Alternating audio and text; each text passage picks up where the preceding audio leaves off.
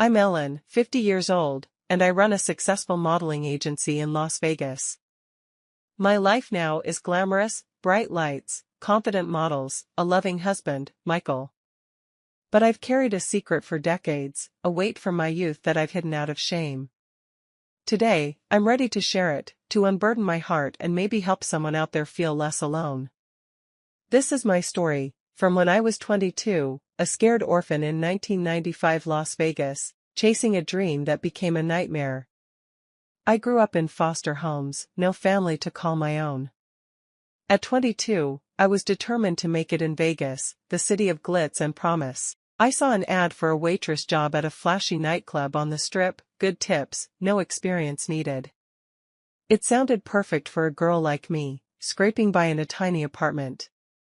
I dressed up, my best thrift store skirt, and walked into the club, neon lights dazzling. The manager, Tony, was charming, promising big money and a family vibe. I signed a contract, thinking I'd serve drinks. But the job wasn't what it seemed. They took me to a back room, where girls in lingerie laughed nervously. Tony's smile turned cold. "You're not waitressing, sweetheart," he said. "You're one of us now." I was trapped in an escort service, a front for a brothel, my contract a lie. I had no one to turn to, no parents, no friends, just fear. The police? They were in on it, regulars at the club. I was alone, a nobody in a city that chewed up dreams.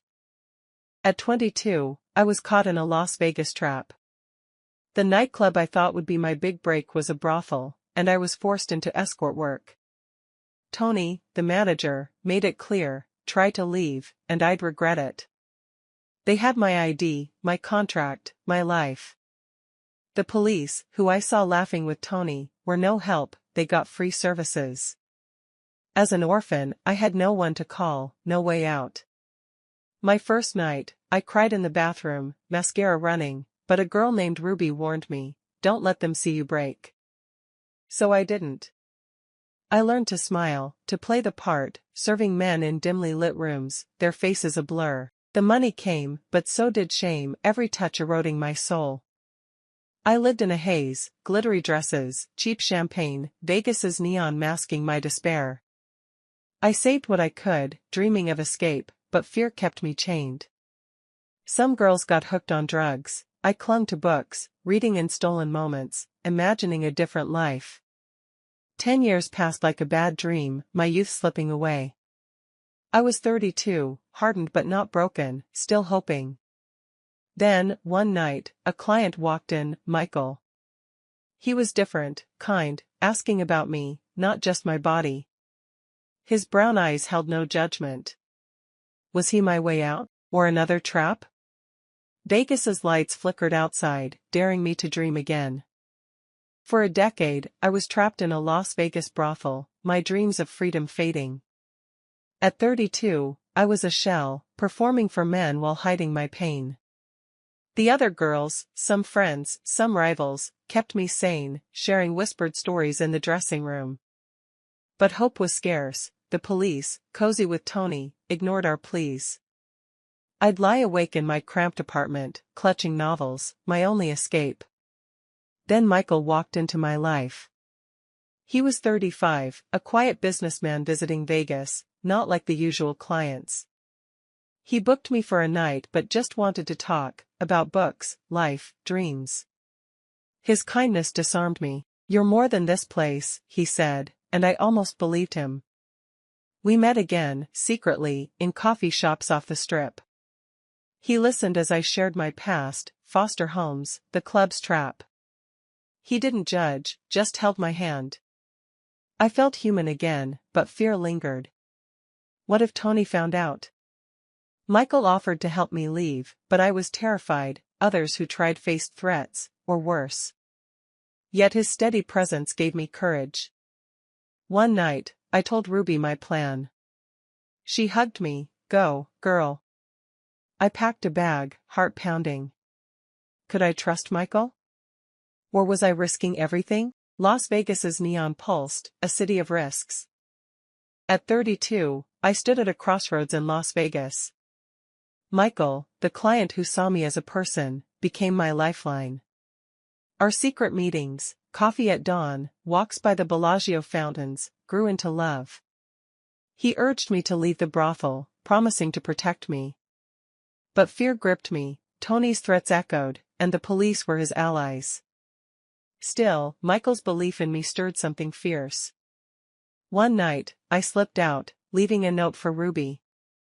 Michael met me at a motel, his car ready. We drove to Reno, far from Tony's reach. I was shaking, expecting pursuit, but none came. Michael helped me start over, new ID, a job at a diner. It wasn't glamorous, but it was freedom. We married a year later, in a quiet chapel, just us and a few friends. I was 33, rebuilding my dignity. Michael encouraged my dreams. I studied fashion, then modeling, using my pain to fuel ambition. We moved back to Vegas, where I launched my agency, turning my past into power. But the shame lingered, a secret I buried. I feared telling even Michael the full truth. How could he love me, knowing it all? Yet, at 50, I'm tired of hiding. Las Vegas's lights, once my prison, now cheer my courage. At 50, I'm finally free to tell my story. Michael and I have been married for 17 years, building a life in Las Vegas. My modeling agency thrives, our home is filled with love. But for years, I carried the weight of my past, a decade trapped in a brothel, forced into escort work at 22, betrayed by a system that left me, an orphan, with no one to trust. I hid it, even from Michael, fearing he'd see me differently. But silence became a prison of its own. Last year, a young model in my agency shared her own trauma, and I realized my story could help. So here I am, bearing my soul. Those 10 years stole my youth, but they taught me resilience. Michael, who saw me when I was invisible, gave me a second chance. Our marriage isn't perfect, we've faced fights, doubts, but it's real, built on trust we earned. Sharing this lifts a burden I've carried too long. If you're trapped, ashamed, or scared, know this, you can rise. My past doesn't define me, it shaped the woman who built an empire from pain. Vegas, once my cage, is now my stage. Thank you for listening. If this moves you, share your story too. Like, comment, and subscribe to my secret stories for more tales of survival and love.